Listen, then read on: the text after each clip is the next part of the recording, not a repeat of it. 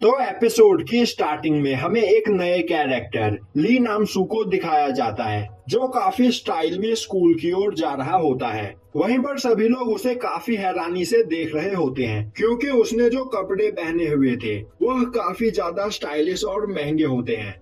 वहीं सभी लोग उसके जूतों की बिना रुके तारीफ किए चले जा रहे होते हैं, जो सुनकर ली नामसू काफी ज्यादा खुश हो रहा होता है। तभी जिनसोंग उन बुलीज के साथ ली नामसू के पास आता है। अब जिनसोंग को देखते ही ली नामसू काफी ज्यादा डर जाता है। अब जिनसोंग बोलता है, आखिर तूने इस जगह पर मेरे जैसे जूते क्यों पहने हैं? ली नामसू डरता हुआ बोलता है, यह मैंने गलती से पहन लिए, अगली बार से मैं इन जूतों को पहनकर नहीं आऊंगा। और अब वह बुलीज ली नामसू को उस जगह पर धमकाने लगते हैं। तभी जिनसोंग बोलता है, छोड़ दो इसे, भले ही यह मेरे जैसे कपड़े क्यों न पहन ले, मेरे जैसा कभी नहीं बन सकता। और यह बोलता हुआ वह वहाँ से आगे चला जाता है। यह सुनकर वह बुलीज ली नामसू को छोड़ देते हैं और जिनसोंग के साथ जाने लगते हैं। वहीं वह बोल रहे होते हैं कि आखिर जिनसोंग कब से इतना नरम दिल हो गया है। यह सुनते ही जिनसोंग गुस्से में उनकी ओर देखता है, जिससे वह सभी बुलीज डर जाते हैं और जिनसोंग से माफी मांगने लगते हैं। वहीं ली नामसू को उन सभी पर काफी गुस्सा आ रहा होता है और वह बोल रहा होता है कि एक दिन मैं इन चारों को बुरी तरीके से मारूंगा। जिसके बाद वह सोचने लगता है, मैंने सेकंड हैंड मार्केट से इन सभी महंगी चीजों को काफी सस्ते दाम में खरीद लिया है और अब इनकी वजह से मैं पूरे स्कूल में फेमस हो जाऊंगा। वहीं होंगजे भी उसके पीछे से आ रहा होता है और वह ली नामसू की सभी बातों को सुन रहा होता है। अब ली नामसू क्लास में एंटर करता है। वहीं वह सोच रहा होता है कि मेरे इन महंगे कपड़ों को देखकर आज पूरी क्लास मेरी फैन हो जाएगी। और तभी क्लास में होंगजे भी आ जाता है। अब होंगजे को देखते ही हानल उसके पास भागते हुए जाती है और बोलने लगती है कि होंगजे के पास जो रिंग्स और बैग है वह लिमिटेड एडिशन के हैं और उसके सारे कपड़े भी बहुत ज्यादा महंगे हैं। अब क्लास की सभी लड़कियां उसे ही देखने लगती है। वहीं पर खड़े कुछ लड़के बोल रहे होते हैं, होंगजे के हाथ में मौजूद रिंग्स काफी ज्यादा महंगे हैं, आखिर वह कितने के होंगे? तभी ली नामसू बोलता है, सिर्फ उसके रिंग्स और बैग ही नहीं, उसके पूरे कपड़े ही लिमिटेड एडिशन के हैं। अब हानल होंगजे के पास जाकर उससे पूछने लगती है कि आखिर उसने यह सब कुछ कहां से खरीदा है, पर होंगजे कुछ भी नहीं बोलता है। तभी पीछे बैठा जिनसोंग बोलता है, होंगजे ने आज तक किसी से बात की है जो आज वह तुमसे बात करेगा। तभी उस जगह पर मिजिन आती है और बोलती है कि होंगजे इस जगह पर काफी महंगे कपड़े पहनता है। यह सुनते ही जिनसोंग बोलता है, हाँ वह सच में बहुत ज्यादा अमीर है और वह जिन ब्रांड्स को पहनता है हम उन ब्रांड्स के कपड़े खरीदने के बारे में सोच भी नहीं सकते हैं। तभी क्लास में एंट्री होती है यनसुक की और अब यनसुक को देखते ही सभी लड़कियां उसे चारों ओर से घेर कर उसकी तारीफ करने लगती है। तभी यनसुक वहां पर जीहो को देखता है और उसे हाय करता है। अब यनसुक को लड़कियों से घिरा हुआ देखकर जीहो वहां पर घबरा जाता है। वहीं यनसुक को देखकर क्लास में मौजूद वह लड़के और ली नामसोंग काफी ज्यादा जेलस फील कर रहे होते हैं और बोलते हैं कि इसने स्कूल में आते ही जिनसोंग को हरा दिया और इस जगह का हीरो बन गया। तभी दूसरा लड़का बोलता है, नहीं यह बात नहीं है, यनसुक अपने लुक्स और फैशन की वजह से यहाँ इतना फेमस हुआ है। तभी नामसोंग बोलता है, यह तुम क्या बकवास कर रहे हो, कभी तुमने उसे गौर से देखा है? वह जो जूते पहनकर आता है वह कितने पुराने हैं और वह जब से आया है तब से वह फटा हुआ बैग ही लेकर यहाँ पर आता है।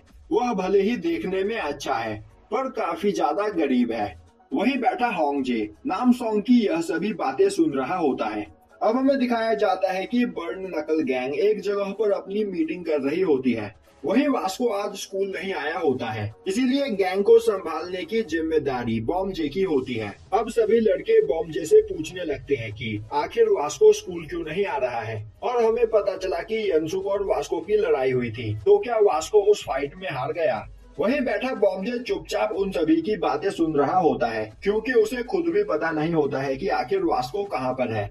तभी बॉम्बजे के पास वास्को का मैसेज आता है और अब वास्को मैसेज में लिखता है कि उसके फोन की स्क्रीन टूट गई है, जिस वजह से वह इस जगह पर किसी से भी बात नहीं कर सकता है और उसे कुछ काम है जिस वजह से वह बिजी है और स्कूल नहीं आ पा रहा है। तो उन लोगों को परेशान होने की कोई जरूरत नहीं है।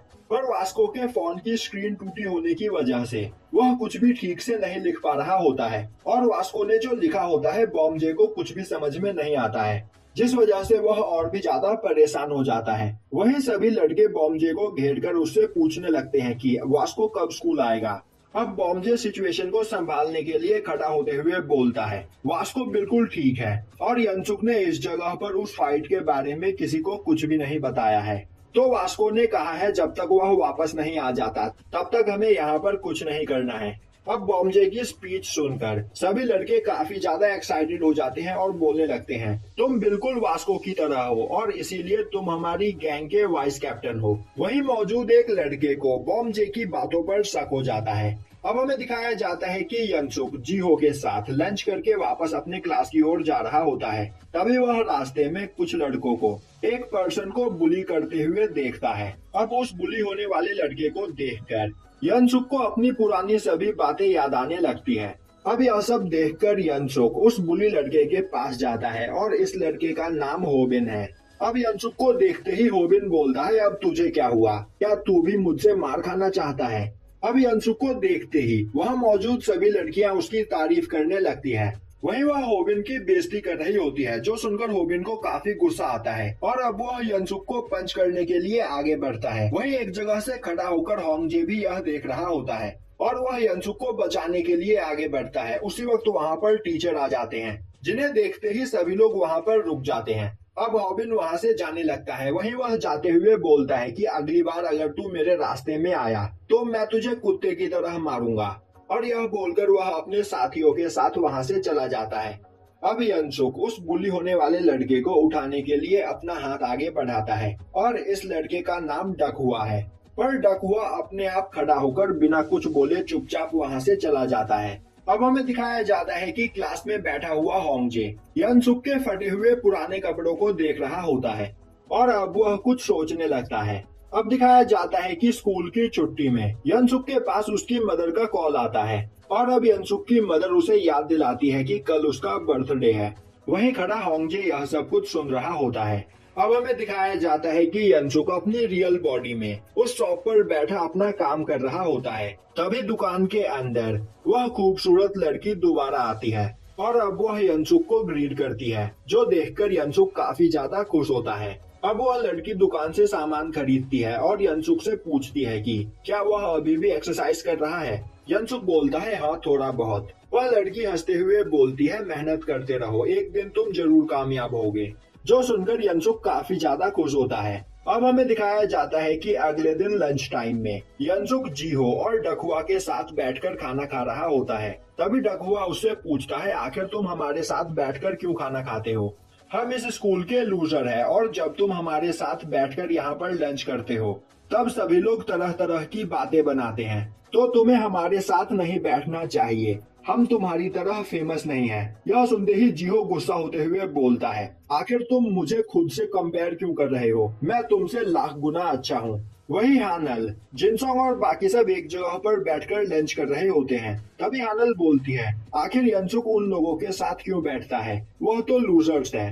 तभी वह बुली बोलता है, जीहो हमारे लिए छोटे मोटे काम किया करता था, पर जब से वह यनसुक के साथ रहने लगा है हम उससे कुछ करवा भी नहीं सकते हैं। और अब वह जिनसोंग से बोलता है कि वह इसमें कुछ करे। जिनसोंग बोलता है, मैं इसमें क्या कर सकता हूँ, और वैसे भी अब यनसुक और मेरी दोस्ती हो गई है। जो सुनकर वह सभी बुलीज हैरान हो जाते हैं और बोलने लगते हैं, हमें तो लगा था कि तुम अल्कोहल के नशे में उस दिन वह सभी बकवास कर रहे थे। जिनसोंग बोलता है, अब मैंने बच्चों को बुली करना छोड़ दिया है, तो मुझसे कोई उम्मीद मत रखना। जो सुनकर वह पुलिस काफी परेशान हो जाते हैं। वहीं मिजिन को यह देखकर काफी अच्छा लगता है। दूसरी ओर यनसुक डकहुआ से पूछता है कि तो क्या तुम मेरे साथ लंच करना नहीं चाहते हो। डकहुआ बोलता है, नहीं ऐसी बात नहीं है, मैं बस यह जानना चाहता हूँ कि आखिर तुम हम लूजर्स के साथ क्यों रहते हो। यनसुक बोलता है, मैं बस इस जगह पर तुम्हारा दोस्त बनना चाहता हूँ। जो सुनकर डकहुआ काफी ज्यादा हैरान होता है। वहीं यनसुक सोच रहा होता है कि उसकी मॉम ने उसकी हैंडसम बॉडी से कहा था कि यनसुक काफी ज्यादा कमजोर है और वह अपना ध्यान खुद नहीं रख सकता है, तो इसीलिए यनसुक की यह बॉडी उसका ध्यान रखे। अब यनसुक बोलता है, मैं तुम्हारा दोस्त इसीलिए बनना चाहता हूँ क्योंकि तुम बिल्कुल मेरी तरह हो। यह सुनते ही डकहुआ गुस्से में बोलता है, मेरा मजाक उड़ाना बंद करो, मैं तुम्हारी तरह बिल्कुल नहीं हूँ, मैं अच्छा नहीं दिखता और काफी ज्यादा गरीब हूँ। यनसुक बोलता है, अमीर तो मैं भी नहीं हूँ, और यह बोलकर वह पानी लेने के लिए चला जाता है। अब यनसुक के जाते ही डकहुआ जीहो से बोलता है, आखिर यह हम लूजर्स के साथ दोस्ती क्यों करना चाहता है। जिहो गुस्से में बोलता है, लूजर तुम हो मैं नहीं, तो मुझे खुद से कंपेयर मत करो। वहीं बैठे नामसोंग और उसके दोस्त यनसुक का मजाक उड़ा रहे होते हैं और बोल रहे होते हैं, यह सच में बहुत गरीब है, इसके पास जूते तक खरीदने के पैसे नहीं। वही नामसोंग बोल रहा होता है, एक दिन यह मेरे हत्थे चढ़ जाए, मैं इसे कुत्ते की तरह मारूंगा। वही होंगजे यह सब कुछ सुन रहा होता है। तभी वह उस जगह पर बर्ड नकल गैंग के उस पर्सन को कुछ और लोगों के साथ खड़ा देखता है। अब हमें दिखाया जाता है कि वह लड़के एक गली में बैठे हुए होते हैं। तभी वह लड़का बोलता है, तो क्या इस जगह पर हमारी मदद करने के लिए तुम ही आए हो? दूसरा पर्सन बोलता है, वास्को ने अभी सभी को शांत रहने के लिए कहा है, इसीलिए यहाँ पर कोई भी नहीं आया। तभी वह पर्सन बोलता है, तुम्हें क्या लगता है हमें शांत बैठने के लिए वास्को ने कहा है? नहीं, वह वास्को के नहीं बल्कि बॉम्बे के शब्द थे। तभी दूसरा पर्सन बोलता है, बॉम्बे को भले ही बाकी के सभी लोग वाइस कैप्टन समझते हो, पर हमने कभी भी उसे अपने गैंग का हिस्सा नहीं समझा। वह एक कायर है और हम इस गैंग में वास्को के लिए शामिल हुए थे, बॉम्बे के लिए नहीं। इसीलिए हम यनसुक को जरूर मारेंगे। अब हमें दिखाया जाता है कि यनसुक अपने घर जा रहा होता है। तभी रास्ते में उसे होंगजे दिखाई देता है और अब होंगजे यनसुक के पास आकर उसे एक बैग देता है, जिस बैग के ऊपर हैप्पी बर्थडे लिखा हुआ होता है। यनसुक बोलता है, तो क्या यह मेरे लिए है? होंगजे हाँ में जवाब देता है। अब यनसुक उस बैग को खोलता है तो उस बैग के अंदर काफी महंगी चीजें होते हैं, जिसे देखकर यनसुक काफी हैरान हो जाता है और बोलता है, तुमने मुझे बर्थडे गिफ्ट दिया, यह देखकर मैं काफी ज्यादा खुश हूँ, पर इतनी महंगी चीजें मैं नहीं ले सकता हूँ। होंगजे बोलता है, वैसे भी मैं इन चीजों को फेंकने वाला था, तो अगर तुम्हें यह चीजें नहीं चाहिए तो तुम फेंक सकते हो। यह सुनकर यनसुक उन चीजों को लेने के लिए तैयार हो जाता है। वहीं वह काफी ज्यादा खुश होता है क्योंकि पहली बार उसे किसी ने बर्थडे गिफ्ट दिया था।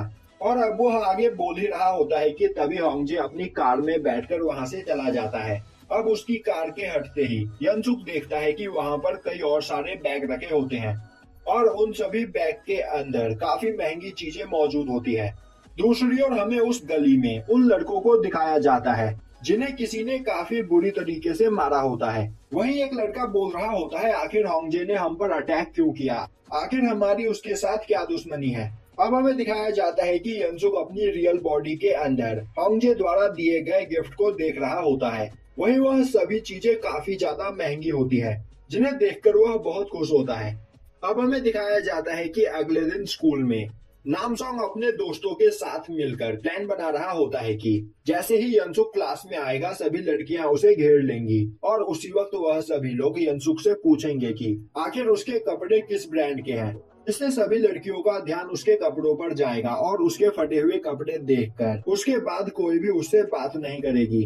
अब यनसुक क्लास के अंदर आता है, तभी सभी लड़कियां उसे घेर लेती हैं और अब नामसोंग आगे बढ़ता है। तभी वह देखता है कि यनसुक ने उस जगह पर ब्रांडेड कपड़े पहन रखे होते हैं और यह देखकर उसके होश उड़ जाते हैं। तभी हानल यनसुक के पास आती है और उससे बोलती है कि इन कपड़ों में वह काफी अच्छा लग रहा है और अब वो उससे पूछने लगती है कि आखिर उसने यह कपड़े कहाँ से खरीदे। यनसुक बोलता है, मैंने यह खरीदे नहीं है बल्कि किसी ने मुझे गिफ्ट किए हैं।